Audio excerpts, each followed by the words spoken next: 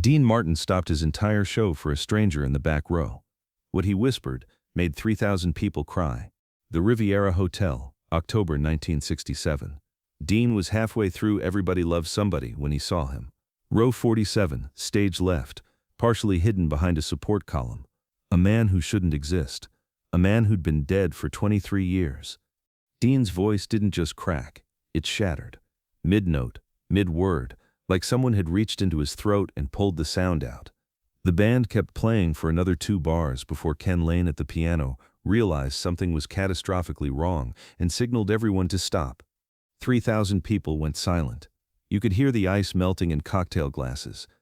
Dean stood at center stage, microphone hanging loose in his hand, staring into the darkness of the back rows. His face had gone completely white. Not pale, white, like he'd seen something that violated the laws of nature. "Dino." Ken called out from the piano. "You okay, Pally?" Dean didn't respond. He was frozen, his eyes locked on that spot in row 47. His hands started to shake. The microphone trembled, and the feedback squealed through the speakers. Frank Sinatra was watching from the wings. He'd stopped by to catch Dean's second show, and now his champagne glass was halfway to his mouth, suspended in midair. Frank had seen Dean perform hundreds of times. Drunk, sober, sick, heartbroken. He'd never seen Dean like this. "Something's wrong," Frank said to the stage manager. "Get the lights up." Before the stage manager could move, Dean did something he'd never done in 25 years of performing. He dropped the microphone. It hit the stage floor with a thunderous boom that echoed through the showroom. Dean walked to the edge of the stage, squinting into the darkness, his hand shielding his eyes from the spotlights. "Tony," his voice was barely a whisper, but the mic he'd dropped was still hot, still picking up sound. The entire room heard it. "Tony, is that you?" The man in row 47 didn't move, didn't respond, just sat there in the shadows. Dean's legs buckled slightly. He grabbed the mic stand to steady himself. "Somebody turn on the house lights. Now." The lighting tech looked at the stage manager. The stage manager looked at Frank. Frank nodded. "Do it." The house lights came up, all of them, flooding the entire showroom with harsh white light. 3,000 people blinked against the sudden brightness. And there, in row 47, sitting alone with an empty seat on either side of him, was a man in a worn gray suit that had seen better days. He looked to be in his early 50s, with dark hair going silver at the temples. His face was weathered, lined with years that had not been kind. But the eyes, those eyes were unmistakable. They were Dean's eyes.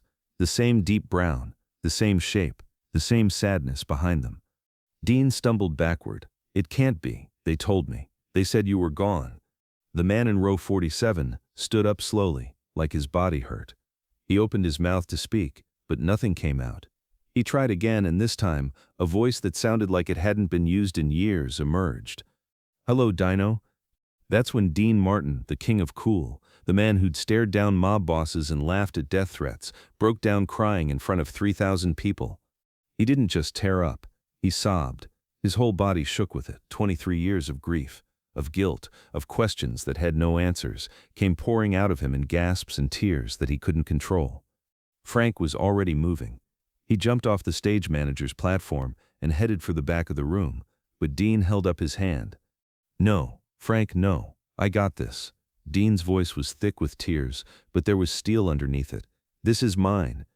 Dean walked down the stage steps, through the orchestra pit, and straight into the audience. People instinctively moved their chairs aside, creating a path. The walk to row 47 felt like it took an hour. In reality, it was maybe 30 seconds, but every person in that room felt the weight of it. When Dean reached the man, he stopped about 5 feet away. They stared at each other. Two brothers, separated by more than 2 decades of silence and pain. "They told me you died in Korea," Dean said, his voice breaking on every word. "July 1950. They sent Mama your dog tags. She kept them in her Bible until the day she died." The man nodded slowly. "I know, I'm sorry, Dino. I'm so sorry." "Why?" It was the only word Dean could get out. "Why would you let us think that?" The man's eyes filled with tears. "Because I was ashamed. Because I ran, Dino. When the fighting started, I ran. I left my unit. I left everything. And I couldn't come back. I couldn't face what I'd done." The room was so quiet you could hear hearts breaking. Dean took a step closer. You've been alive this whole time? All these years, while Mama cried herself to sleep every night? While Papa drank himself into the ground because he'd lost his youngest son? While I stood at your empty grave and sang Ave Maria to a box of rocks? Yes, the word came out as barely a whisper. Where were you? Mexico, New Mexico, Arizona, nowhere places, working day labor, sleeping in my car, watching you on television in bar windows, seeing you become everything I could never be. Dean's face was a war zone of emotions. Anger, relief, confusion, love, hate, joy, devastation, all of it fighting for control. Why now? Dean asked. Why come here now? The man reached into his jacket pocket, and Dean instinctively tensed. But what came out wasn't a weapon. It was a newspaper clipping. Yellowed, worn, folded and refolded so many times it was almost transparent. I've been carrying this for 3 years, the man said, handing it to Dean. Dean unfolded it carefully. It was an article from Variety magazine. The headline read, Dean Martin donates $50,000 to Veterans Mental Health Fund. Below it was a quote from Dean. Every soldier deserves to come home, even if home is just inside their own head. Nobody should be left behind. Dean remembered giving that interview. It was 1964, right after he'd visited a VA hospital and seen what the war had done to men who'd come back broken. I read this, the man continued, and I thought maybe he'd understand. Maybe after all these years, maybe my brother would understand that I couldn't come home because I was broken, that I wasn't brave like him, that I wasn't strong, that I was just scared and ashamed and lost. Dean looked up from the article. Tears were streaming down his face, but his jaw was set. He folded the clipping carefully and handed it back. Then he did something that made 3,000 people gasp. He pulled his brother into a hug. Not a gentle, polite hug. A crushing, desperate, holding on for dear life hug. The kind of hug that says, I thought you were dead and now you're here and I'm never letting go. The brother collapsed into Dean's arms. His whole body gave out.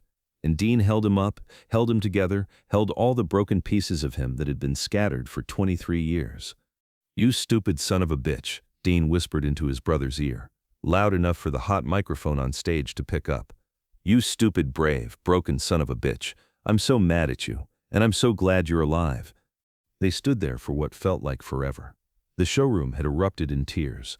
Women were openly weeping. Men were wiping their eyes. Even the dealers from the casino floor had stopped to watch the monitors. Finally, Dean pulled back, holding his brother by the shoulders. What's your name? The brother looked confused. What? Your name. What have you been calling yourself? Thomas Martin. Dean shook his head. No, that's not your name anymore. Your name is Antonio Crocetti. Tony, my baby brother. And you're not dead. Not anymore. He turned to address the stunned audience. Ladies and gentlemen, I apologize for the interruption, but I'd like you to meet my brother Tony. He's been lost for a very long time, and tonight, he came home. The applause started slowly, then built into something that wasn't quite applause. It was bigger than that. It was witnessing. It was collective catharsis. It was 3,000 people saying, we see you, we see your pain, and we're here with you. Dean kept his arm around Tony's shoulders. Can you walk? Tony nodded. Good. Come with me. Dean led his brother down the aisle, through the tables and up onto the stage. Tony was shaking so badly he could barely climb the steps, but Dean held him steady. When they reached center stage, Dean grabbed his microphone from where it had fallen. I was singing Everybody Loves Somebody when I saw him, Dean said into the mic. I'd like to finish it, but I can't do it alone. Tony, you remember the harmony part? Tony's eyes went wide. Dino, I haven't sung in 20 years. Neither has the brother I thought I lost. Try. Dean started singing, a cappella. No band, just his voice filling the massive room. Everybody loves somebody sometime. Everybody falls in love somehow. His voice cracked on the first line, but he kept going. And then, hesitantly, like a man learning to walk again, Tony joined in on the harmony. His voice was rusty, uncertain, but it was there. And as the two brothers sang together for the first time since they were kids in Steubenville, Ohio, something magical happened. The band didn't join in. The audience didn't applaud. Everyone just listened to two brothers finding each other again through music. When the song ended, Dean pulled Tony close and whispered something that only his brother could hear. But later, Much later, Tony would tell people what Dean had said. "You ran once, I get it, but you came back. That took more courage than staying ever would have. Welcome home, little brother." Frank Sinatra was backstage, crying like a baby. Sammy Davis Jr., who'd arrived during the commotion, was next to him, not even trying to hide his tears. Joey Bishop was on the phone with every newspaper in Vegas, making sure this story got told right. Dean didn't finish the show that night. He canceled it, refunded every ticket. The casino lost hundreds of thousands of dollars. The hotel management was furious. Dean didn't care. He took Tony back to his suite, ordered room service, and they talked until the sun came up. They talked about their childhood, about their parents, about Korea, about fear, about shame, about forgiveness, about all the years they'd lost, and all the days they had left. 3 days later, Dean held a press conference. He introduced Tony to the world as his brother, alive and home. He didn't hide the desertion, he didn't make excuses. He just told the truth. His brother had been broken by war, had run from it, and had been too ashamed to come home. But he'd come back, and that's what mattered. The response was mixed. Some veterans were angry, some understood. But Dean didn't care about public opinion. He cared about his brother. Tony moved into Dean's guest house in Beverly Hills. Dean got him into therapy, helped him get his veterans benefits sorted out, and slowly, carefully, helped him rebuild a life he'd thought was gone forever. Tony never performed again. He didn't want to. But he'd show up at Dean's concerts sometimes, watching from the wings, and Dean would always introduce him. "That's my baby brother Tony. He's my hero." On Dean's final concert tour in 1991, Weak and Dying, his last song was "Everybody Loves Somebody." Tony was in the front row. When Dean got to the chorus, Tony stood up and sang the harmony part, his voice still rusty but full of love. The audience gave them a standing ovation that lasted 10 minutes. Dean died in 1995. Tony spoke at his funeral. "My brother taught me that it's never too late to come home. That courage isn't about never being afraid. It's about being afraid and coming back anyway. He saved my life that night in Vegas, not because he forgave me, but because he saw me, really saw me, and he didn't turn away." Tony passed away in 2003, 8 years after Dean. On his bedside table was that yellowed newspaper clipping about Dean's donation to veterans and a photo from that night at the Riviera. 2 brothers on stage, arms around each other, both of them crying, both of them home. The lesson isn't complicated. We all run from something. We all carry shame. We all have people we've lost or pushed away. But it's never too late to come back. It's never too late to be seen. It's never too late to come home. Dean Martin stopped his show that night. But really, his brother stopped running, and in a room full of strangers, 2 brothers found each other again. That's not just a story. That's proof that love is stronger than shame, that family is thicker than fear, and that sometimes the bravest thing you can do is walk back through the door you ran out of 23 years ago.